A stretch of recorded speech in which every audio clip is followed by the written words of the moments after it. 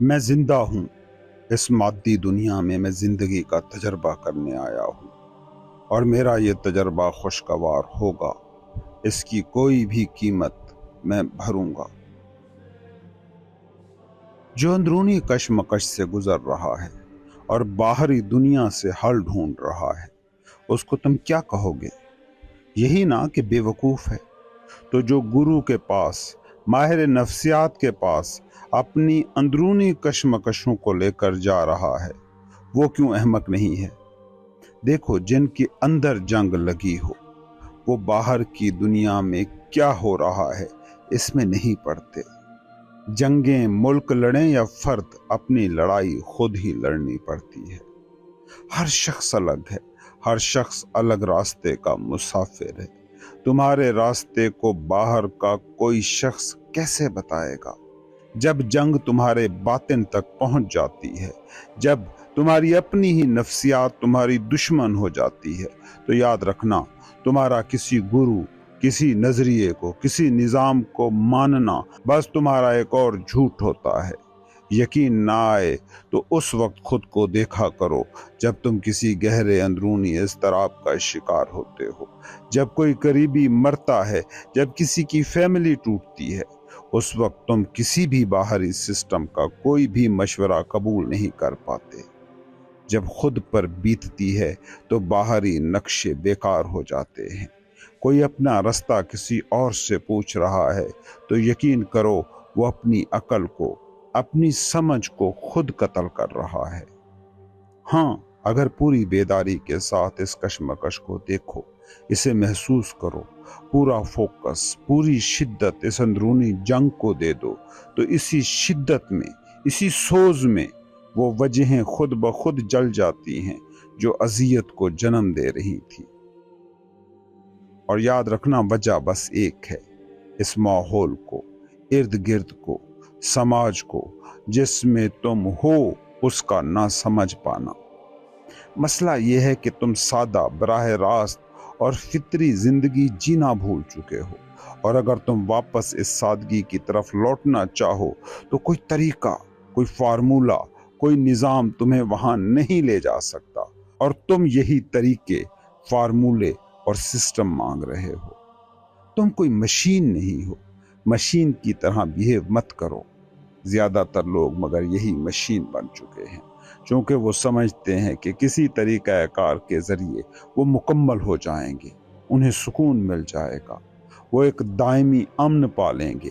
لیکن حقیقت یہ ہے کہ ہر طریقہ ایک خاموش زوال کی طرف لے جاتا ہے، ایک ایسی سڑن کی طرف جو اندر ہی اندر روح کو کھا جاتی ہے، اور ایسی روش کا روحانیت سے کوئی واسطہ نہیں۔ روحانیت تو دراصل اس ذہانت کا نام ہے جو زندہ ہو، جو رواں ہو، جو مسلسل آگاہ ہو، الرٹ اویئر ہو۔ کہنے کو سب یہی کہہ رہے ہیں کہ آج کے انسان کی زندگی میں انقلاب ناگزیر ہے، مگر اکثریت اس انقلاب کا سامنا کرنے سے ڈر رہی ہے۔ کیوں؟ وہ کہتے ہیں کہ اگر میں نے اپنی زندگی میں کوئی بنیادی تبدیلی کی تو میرے خاندان کا کیا ہوگا؟ او بھائی، دکھ اور جنگ کو باہم بانٹتے رہنا کون سا خاندان پر احسان ہے؟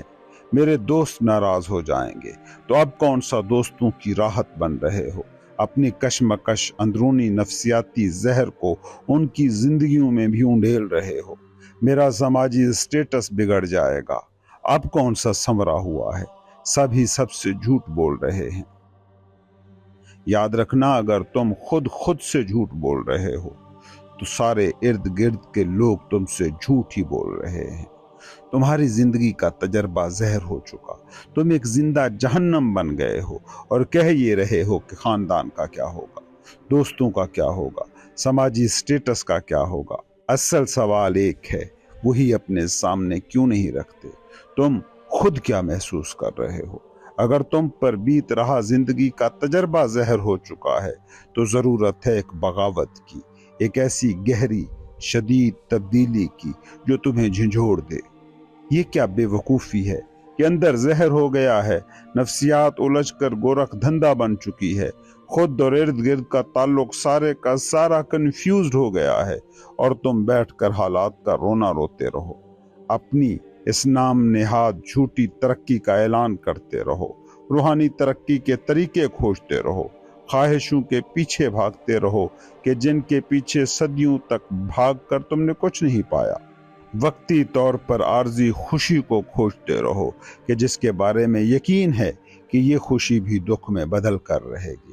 جب تم حقیقت میں خود کے ساتھ بیٹھتے ہو، دل سے محسوس کرتے ہو، اپنے اندر بیت رہی زندگی کے تجربے کو ایمانداری اور غیر جانبداری سے دیکھنا شروع کرتے ہو، تو تب تمہارے اندر وہ آگ بھڑکتی ہے، وہ بے چین بغاوت جو نہ اندرونی ہوتی ہے نہ باہری، بس وہ بغاوت ہوتی ہے، ایک ایسی کامل تبدیلی کہ جس کے آڑے پھر کچھ نہیں آ سکتا، نہ گھر، نہ خاندان، نہ سماج، نہ گروہ، نہ ریاست، کیونکہ یہ وہ وقت ہوتا ہے کہ تم اپنے انائی دائرے، رشتے، عادات اور روایات سے ماورا جا چکے ہوتے ہو۔ لیکن اگر تم کہتے ہو کہ مجھے اپنے عزیزوں کو دکھ نہیں دینا، تو یہ بات خود اس بات کا ثبوت ہے کہ تم ابھی اندر سے بیدار نہیں ہوئے۔ تم اب بھی سہولت اور آسان راستے کو، اپنے مشین ہونے کو پکڑے بیٹھے ہو۔ تم میں ابھی سچی طلب نہیں جاگی، تم وہ کامل تبدیلی نہیں چاہتے، تم بس صرف ماحول بدل دینا چاہتے ہو، ارد گرد کو بدل دینا چاہتے ہو، جو ایک اور فریب ہے، ایک اور دھوکہ، ایک اور جال جو تمہیں اور رلائے گا، الجھائے گا، دکھ دے گا۔ یاد رکھنا، جب دل کسی سچ کی طلب میں تڑپتا ہے تو وہ خود ہی پرانے سانچوں کو توڑ دیتا ہے۔ تب کوئی یہ نہیں سوچتا کہ کیا یہ کسی کو تکلیف تو نہیں دے گا، کیونکہ جو تبدیلی اندر سے اٹھتی ہے وہ کسی حساب کتاب کی محتاج نہیں ہے۔ لیکن جب تم اپنے اندر کی غربت کو، اپنی اندھیری زندگی کو بیرونی سہولتوں، محبتوں اور رسموں سے پورا کرنے لگ جاتے ہو تو آزادی پھر کبھی ہاتھ نہیں آتی۔ اگر تمہیں واقعی اپنے اندر بیت رہی زندگی کے تجربے کے دکھی ہونے کا احساس ہے، اس کا شعوری شعور ہے، اگر جان گئے ہو کہ زندگی ایک کشمکش بن گئی ہے، تو پھر کوئی میتھڈ، کسی قسم کا سسٹم کیا کھوجنا؟ آگ لگ جائے تو آگ سے بچنے کے لیے گرو کے ارشادات پر غور نہیں کیا جاتا، بھاگا جاتا ہے، بچا جاتا ہے۔ پھر نہ خاندان کی فکر ہوتی ہے، نہ رسموں کی، نہ عقیدوں کی، نہ گروؤں کی۔ اب دلچسپی بس ایک چیز میں رہ جاتی ہے کہ نجات کیسے ہو۔ سوال بس ایک رہ جاتا ہے، یہ درد کیوں ہے، یہ ٹوٹ پھوٹ کیوں ہے؟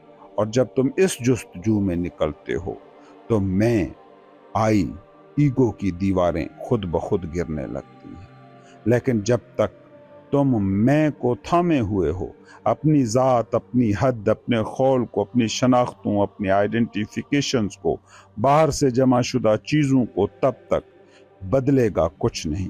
بس خود سے یہ سوال کرتے کرتے قبر کی گلی تک پہنچ جاؤ گے کہ گنجائش کتنی ہے، میں کہاں تک جا سکتا ہوں، کہاں رک جانا چاہیے۔ یاد رکھنا، تمہاری ریئلٹی، حتمی حق، سچ یا جسے تم خدا کہتے ہو، وہ نہ کسی خاندان میں قید ہے، نہ کسی روایت میں، نہ کسی خواب میں، نہ کسی امید میں۔ وہ صرف تب ظاہر ہوتا ہے جب انسان اپنے اندر سے بالکل ننگا ہو جائے، خواہشات، امیدیں، خوف، تحفظات سب سے آزاد۔ اور یہی سادگی، یہی بے نقاب ہونا اصل میں زندگی کی گہرائی ہے۔ پوچھتے ہو کہ یہ جو ماحول ہے، یہ جو سماج جھوٹا ہو گیا ہے، یہ بگاڑ، یہ فریب، یہ سب شروع کہاں سے ہوا؟ کیا اسے کسی خدا نے پیدا کیا؟ جی نہیں، یہ سب انسان نے خود کیا ہے۔ تم نے، میں نے، ہم سب نے۔ یہ سماجی ڈھانچے، معاشی نظام، رسمیں، طبقاتی امتیاز، ملکی تقسیم، یہ سب انسان کی پیداوار ہے۔ ہم نے یہ سب اپنی سیکیورٹی کی چاہت میں تراشا، مالی، اخلاقی اور روحانی سیکیورٹی کے لیے۔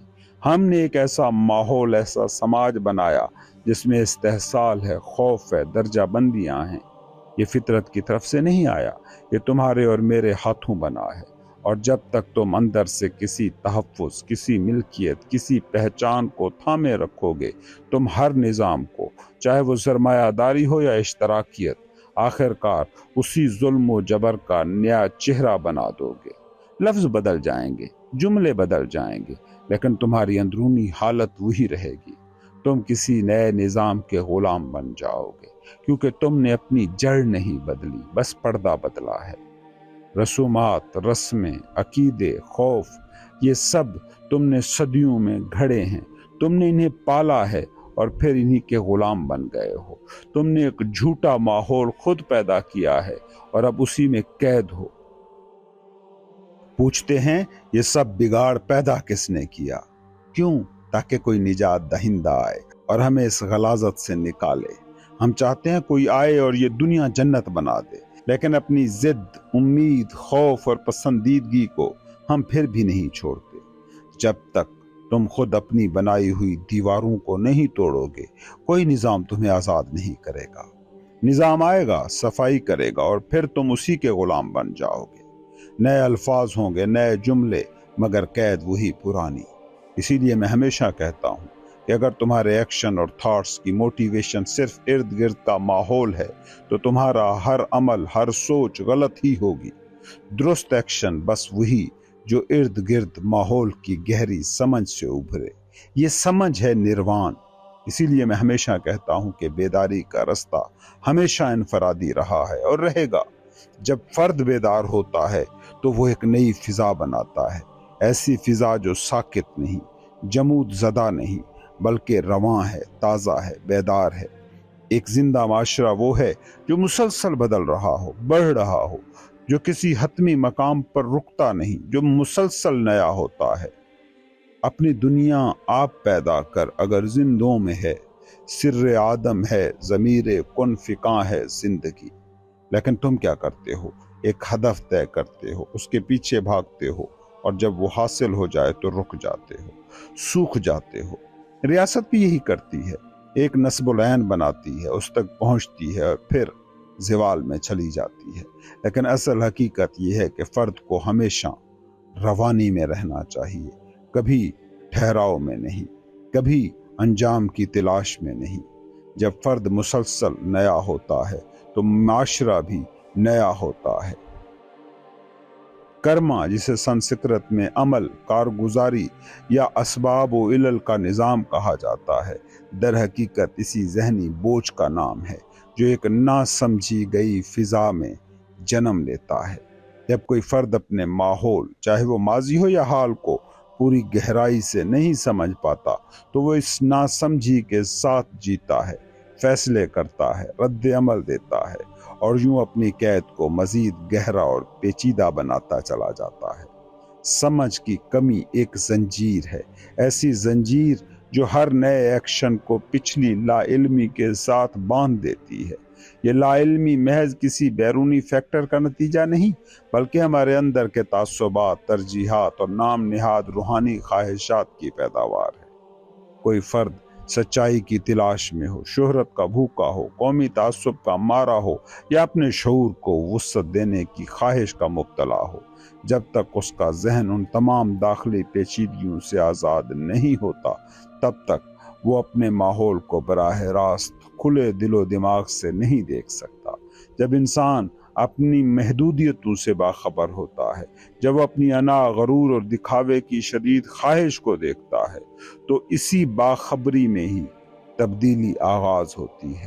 یہ باخبری، یہ آگہی اگر حقیقی ہو، دکھاوے سے پاک ہو، تو وہ غرور اور تعصب جیسے زہر کو رفتہ رفتہ زائل کر دیتی ہے۔